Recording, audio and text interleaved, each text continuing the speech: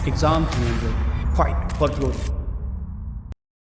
नमस्कार दोस्तों, स्वागत है आपका एग्जाम 300 यूपी में। आज ये पॉलिटी सीरीज का छठा लेक्चर है। आज के लेक्चर में हम महान्यायवादी, महाधिवक्ता तथा नियंत्रक महालेखा परीक्षक इसके बारे में जानेंगे। ये लेक्चर सीरीज जो है ये इलाहाबाद हाईकोर्ट आरओ और यूपी पीसीएस के लिए अत्यंत लाभकारी है। तो इस सीरीज को पूरा देखें। तो चलिए शुरू करते हैं। सबसे पहले देखते हैं भारत के महान्यायवादी या जिन्हें अटॉर्नी जनरल ऑफ इंडिया कहते हैं वो क्या होते हैं। तो अनुच्छेद 76(1) के अनुसार राष्ट्रपति उच्चतम न्यायालय का न्यायाधीश नियुक्त होने के लिए जो मतलब कोई व्यक्ति होगा जिसकी जो अर्हता होगी, क्वालिफिकेशन होगी, वो उच्चतम न्यायालय का न्यायाधीश नियुक्त होने वाली होगी, उसको भारत का महान्यायवादी नियुक्त करेगा। तो अटॉर्नी जनरल ऑफ इंडिया के लिए जो क्वालिफिकेशन है वो क्या होनी चाहिए कि वो जो पर्सन है उसको सुप्रीम कोर्ट का जो जज है वो नियुक्त होने की क्वालिफिकेशन उसके पास होनी चाहिए। और इसको नियुक्त कौन करता है? तो अटॉर्नी जनरल ऑफ इंडिया को नियुक्त करता है राष्ट्रपति। अनुच्छेद कौन सा है? 76 का 1। आपसे डायरेक्ट यही पूछेगा कि भारत का महान्यायवादी संविधान के किस अनुच्छेद में वर्णित है? तो है अनुच्छेद 76 का 1 या सिर्फ अनुच्छेद 76। नेक्स्ट है महान्यायवादी देश का सर्वोच्च विधि अधिकारी होता है। ठीक है। अनुच्छेद 76(2) के अनुसार महान्यायवादी या अटॉर्नी जनरल ऑफ इंडिया यह कर्तव्य होगा कि वह भारत सरकार की विधि संबंधी विषयों पर सलाह दे। तो इसका काम क्या हुआ? इसका कार्य है, अटॉर्नी जनरल ऑफ इंडिया का क्या कार्य होता है कि ये जो भारत सरकार यानी कि केंद्र सरकार है उसको किसी जो लीगल कोई केस हो उसमें जो है वो लीगल एडवाइस दे। अनुच्छेद 76(3) कहता है इसे अपने कर्तव्यों के पालन के लिए भारत के राज्य क्षेत्र में सभी न्यायालयों में सुनवाई का अधिकार होगा। तो ये कहाँ पे जा सकता है भारत सरकार की पैरवी करने के लिए, या भारत सरकार की तरफ से ये जो वकील होगा अटॉर्नी जनरल ऑफ इंडिया ये भारत सरकार का पक्ष रखेगा। तो ये कहाँ जा सकता है? तो ये भारत में जो भी स्थित कोई भी कोर्ट है वहां भी जा सकता है और भारत सरकार का पक्ष रख सकता है। नेक्स्ट है अनुच्छेद 76 का 4। इसके अनुसार महान्यायवादी यानी कि अटॉर्नी जनरल ऑफ इंडिया राष्ट्रपति के प्रसाद पर्यंत पद धारण करेगा। अब ये प्रसाद पर्यंत क्या है? तो प्रसाद पर्यंत है राष्ट्रपति के इच्छा अनुसार, यानी कि जब राष्ट्रपति की इच्छा होगी तब वो महान्यायवादी को अटॉर्नी जनरल ऑफ इंडिया को हटा सकता है। यानी कि इसका जो कार्यकाल है जो है वो कोई फिक्स्ड नहीं है, यानी कि कोई फिक्स्ड ड्यूरेशन नहीं है अटॉर्नी जनरल ऑफ इंडिया की। वो राष्ट्रपति के इच्छा के अनुसार रहेगा और राष्ट्रपति की इच्छा के अनुसार ही इसकी जो सैलरी है वो भी नियुक्त होगी। तो जो महान्यायवादी अटॉर्नी जनरल ऑफ इंडिया का पद है ये राष्ट्रपति की इच्छा अनुसार होता है, यानी कि राष्ट्रपति के प्रसाद पर्यंत होता है और इसका कोई फिक्स्ड टेन्योर नहीं है, कोई फिक्स्ड कार्यकाल नहीं है। जब राष्ट्रपति का मन होगा तो वह इसे हटा सकता है और राष्ट्रपति ही डिसाइड करता है कि इसको कितना सैलरी मिलना चाहिए। अगला पॉइंट है अनुच्छेद 88 के अनुसार भारत के महान्यायवादी को संसद के दोनों सदनों की कार्यवाही में शामिल होने का अधिकार है, लेकिन मतदान का अधिकार नहीं है। मतदान का अधिकार क्यों नहीं है? क्योंकि ये संसद का वास्तविक सदस्य नहीं है। तो जब ये संसद का वास्तविक सदस्य नहीं है इसलिए ये संसद के जो कार्रवाई में उसमें मतदान नहीं कर सकता, लेकिन इसे संसद सदस्य की तरह सभी भत्ते व विशेषाधिकार मिलते हैं। अब ये दोनों जो स्टेटमेंट है ये दोनों कॉन्ट्राडिक्टरी हो गए, इसलिए एग्जाम में इन दोनों स्टेटमेंट से काफी क्वेश्चन पूछते हैं कि जो है अटॉर्नी जनरल ऑफ इंडिया या भारत का महान्यायवादी इसको भारत के संसद के सदस्य की तरह सभी भत्ते व विशेषाधिकार तो प्राप्त हैं, मगर ये संसद का सदस्य नहीं है और इसलिए ये जो संसद में की कार्रवाई में जो मतदान होता है, जो वोटिंग होती है किसी बिल के लिए, तो उसमें ये मतदान नहीं कर सकता। तो ये दोनों ही पॉइंट इंपॉर्टेंट है। इसे संसद की सदस्य की तरह सभी भत्ते और विशेषाधिकार तो मिलते हैं अटॉर्नी जनरल ऑफ इंडिया को, मगर ये मतदान नहीं कर सकता संसद की कार्रवाई में। तो ये बहुत ही इंपॉर्टेंट पॉइंट है और कई बार यही पॉइंट्स पूछे गए हैं। इसकी कार्यकाल की अवधि तो अभी हमने देखा कि ये राष्ट्रपति के प्रसाद पर्यंत यानी कि राष्ट्रपति की इच्छा के अनुसार पद धारण करता है। तो इसका कोई तय जो है कार्यकाल की अवधि नहीं है, कोई फिक्स्ड टेन्योर इसका नहीं है।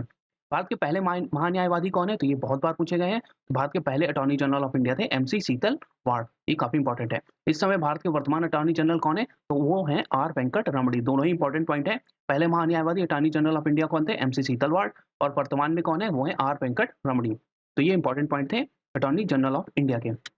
अब हम देखते हैं राज्य का महाधिवक्ता या जिसे एडवोकेट जनरल कहते हैं। अब जैसे संघ के लिए या भारत सरकार के लिए, केंद्र सरकार के लिए अटॉर्नी जनरल ऑफ इंडिया होता है, वैसे ही राज्य सरकार के लिए मान लीजिए किसी ने राज्य सरकार के ऊपर केस किया तो राज्य सरकार का पक्ष रखने के लिए कोर्ट में, सुप्रीम कोर्ट, हाई कोर्ट या लोअर कोर्ट कहीं पे, तो वो कौन जाएगा? वो जाएगा एडवोकेट जनरल या जिसे राज्य का महाधिवक्ता कहते हैं। तो अनुच्छेद उसमें कितना था? उसमें था 76 था, 76 इसमें है, इसमें 165। तो अनुच्छेद 165 1 के अनुसार प्रत्येक राज्य का राज्यपाल जो होगा वो उच्च न्यायालय की न्यायाधीश बनने के अर्थ किसी व्यक्ति को राज्य का महाधिवक्ता या एडवोकेट जनरल नियुक्त करेगा। अब अटॉर्नी जनरल ऑफ इंडिया के लिए क्या था? अटॉर्नी जनरल ऑफ इंडिया राष्ट्रपति नियुक्त करता था, तो राष्ट्रपति के अगर पैरेलल हम देखें राज्य में कौन होता है? तो राज्यपाल होता है। उसी तरह जब राष्ट्रपति था, वो संघ में सबसे टॉप पे कौन-सा होता है? तो वहाँ पे हो गया आपका उच्चतम न्यायालय, सुप्रीम कोर्ट। तो राज्य में कौन-सा हो गया सबसे टॉप का न्यायालय? वो हो गया उच्च न्यायालय यानी कि हाई कोर्ट। तो वहाँ पे जो अटॉर्नी जनरल ऑफ इंडिया होगा, उसकी क्वालिफ़िकेशन क्या होगी कि उसके अंदर उच्चतम न्यायालय के न्यायाधीश नियुक्त होने की क्वालिटी होनी चाहिए। और राज्य का महाधिवक्ता एडवोकेट जनरल के लिए क्या हो गया कि वो राज्य के उच्च न्यायालय में न्यायाधीश नियुक्त होने के लिए उसके पास क्वालिफ़िकेशन होनी चाहिए। तो ये दोनों इसमें पैरेलल्स हो गए। अगला है अनुच्छेद 165(2) के अनुसार वह राज्य सरकार को विधि संबंधी विषयों पर परामर्श देगा। जैसे advocate general of India Bharat सरकार को देता था, केंद्र सरकार को देता है, वही राज्य सरकारों को एडवोकेट जनरल वो उनको विधि संबंधी परामर्श देगा और राज्य का पक्ष रखेगा जाके न्यायालय में। नेक्स्ट है अनुच्छेद 165(3) के अनुसार वह राज्यपाल के प्रसाद पर्यंत पद धारण करेगा। अब सेम वही केस है, जैसे राष्ट्रपति के प्रसाद पर्यंत पे अटॉर्नी जनरल ऑफ इंडिया अपना पद धारण करता था और वही पारिश्रमिक उसको मिलती थी, वही सैलरी मिलती थी जो राष्ट्रपति तय करता था। इसी प्रकार जो राज्य का महाधिवक्ता है या एडवोकेट जनरल है, उसको जो है राज्यपाल के प्रसाद पर्यंत पद धारण करेगा, यानी कि राज्यपाल की इच्छा के अनुसार पद धारण करेगा और राज्यपाल ही डिसाइड करेगा कि इनको कितनी सैलरी मिलनी चाहिए। नेक्स्ट है Ajay Kumar Mishra is the current attorney general of UP. तो ये इंपॉर्टेंट हो गया है। अजय कुमार मिश्रा जो है वो इस समय वर्तमान में एडवोकेट जनरल यानी राज्य के महाधिवक्ता हैं उत्तर प्रदेश के। तो यूपी के एग्जाम्स में ये पूछा जा सकता है। नेक्स्ट आता है नियंत्रक महालेखा परीक्षक या जिसे controller auditor general of India कहते हैं, शॉर्ट फॉर्म में इसे ही कैग कहते हैं। अनुच्छेद 148(1) भारत का एक नियंत्रक महालेखा परीक्षक होगा या जिसे controller auditor general of India या शॉर्ट में जिसे कैग कहेंगे, जिसको राष्ट्रपति नियुक्त करेगा। तो इसकी नियुक्ति कौन करता है? राष्ट्रपति करता है। तथा वह अपने पद से केवल उसी रीति एवं आधारों पर हटाया जा सकता है जिस रीति एवं आधारों से उच्चतम न्यायालय के न्यायाधीश को हटाया जा सकता है। यानी कि जो इसका पद है वो राष्ट्रपति सिर्फ नियुक्त करेगा, मगर ये राष्ट्रपति के प्रसाद पर्यंत यानी कि राष्ट्रपति की इच्छा से हटाया नहीं जा सकता है। तो ये इंपॉर्टेंट पॉइंट है। और इसको हटाने का जो तरीका वो कौन सा है? तो इसका जो हटाने का तरीका है वो सुप्रीम कोर्ट के जो न्यायाधीश है उसको हटाने का जो तरीका है उसी हिसाब से आपको कंट्रोलर जनरल ऑफ इंडिया यानी कैग को हटाया जा सकता है। नेक्स्ट है संसद के दोनों सदनों द्वारा विशेष बहुमत के साथ उसे सिद्ध कदाचार या असमर्थता पर प्रस्ताव पारित करके ही इसे पद पर हटाया जा सकता है। तो अगर कंट्रोलर जनरल ऑफ इंडिया या नियंत्रक महालेखा परीक्षक को हटाना है तो उसमें क्या होगा? संसद के दोनों सदनों से विशेष बहुमत जो है वो पारित करना होगा। विशेष बहुमत क्या होता है? 3/4 जो बहुमत होता है वो होता है विशेष बहुमत। उसके साथ ही जो उसके ऊपर जो आरोप लगने चाहिए वो कौन सा है? सिद्ध कदाचार या असमर्थता। तो यही 2 आरोप लगने चाहिए, इसी हिसाब से उसको हटाया जा सकता है और संसद के दोनों सदनों से विशेष बहुमत से पार करके उसको हटाया जा सकता है। नेक्स्ट है अनुच्छेद 148(4) ये कहता है नियंत्रक महालेखा परीक्षक अपने पद पर ना रह जाने के पश्चात भारत सरकार या राज्य सरकार के अधीन किसी और पद का पात्र नहीं होगा। तो ये मोस्ट इंपोर्टेंट पॉइंट है और ये इसकी जो वो है करप्शन से इसको कर्टेल करने के लिए ये बनाई गई है कि मान लीजिए कोई सरकार है, उसने पद का लालच दे दिया इनको कि हम आपको कैग बना देंगे, बाद में आपको कहीं का राज्यपाल वगैरह बना देंगे, तो हमसे जो है हमारे फेवर में वो अपने डिसीजन लेते रहिए। तो ये है, इसको मतलब करप्शन से दूर रखने के लिए क्या किया गया है, नियंत्रक महालेखा परीक्षक का जो पद है, उसके बाद अगर आप एक बार ये कैग बन गए, उसके बाद जब आप रिटायर होते हैं, तो ना तो भारत सरकार, ना सेंट्रल गवर्नमेंट, ना ही राज्य सरकार के अधीन किसी सरकारी पद को आप ग्रहण कर सकते हैं, यानी कि राज्यपाल वगैरह आप नहीं बन सकते हैं। नेक्स्ट है इस कार्यकाल। तो कैग का कार्यकाल कितना होता है? 6 वर्ष का होता है या 65 वर्ष जो भी पहले की आयु हो। तो इसका कार्यकाल फिक्स्ड है। इससे पहले जो भी हमने पढ़े अटॉर्नी जनरल ऑफ इंडिया और एडवोकेट जनरल, इन दोनों के कार्यकाल फिक्स नहीं होते थे। वो राष्ट्रपति और जो आपका राज्यपाल है उसके प्रसाद पर्यंत पर होते थे, उसकी इच्छा के अनुसार रहते थे। मगर जो कैग है कंट्रोलर जनरल ऑफ इंडिया, उसका जो कार्यकाल है वो फिक्स्ड है, वो है 6 वर्ष का या 65 वर्ष की आयु। तो 65 वर्ष की आयु अगर पहले हो जाएगी तो वो रिटायर हो जाएगा, या 6 वर्ष मैक्सिमम है। नेक्स्ट है कैग को लोक लेखा समिति का आंख व कान कहते हैं। अभी लोक लेखा समिति क्या है? तो लोक लेखा समिति है, इसको इंग्लिश में पब्लिक अकाउंट्स कमिटी कहते हैं।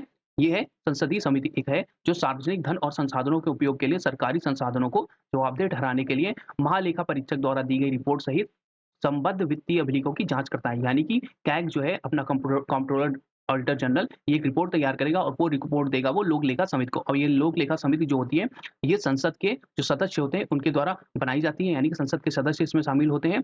और ये जो कमिटी है, ये जो है ये इंक्वायर करती है, ये जांच करती है कि जो भी बजट एलोकेट हुआ है या जो भी धन एलोकेट हुआ है सरकार की तरफ से, वो उसमें कहीं कोई धांधली तो नहीं हो रही है या ओवर एक्सपेंडिचर तो नहीं हो रहा है। तो जो है इस तरीके वित्तीय अभिलेखों की जांच करती है कौन? Public accounts committee. और इनको रिपोर्ट कौन देता है? तो इनको रिपोर्ट देता है कैग।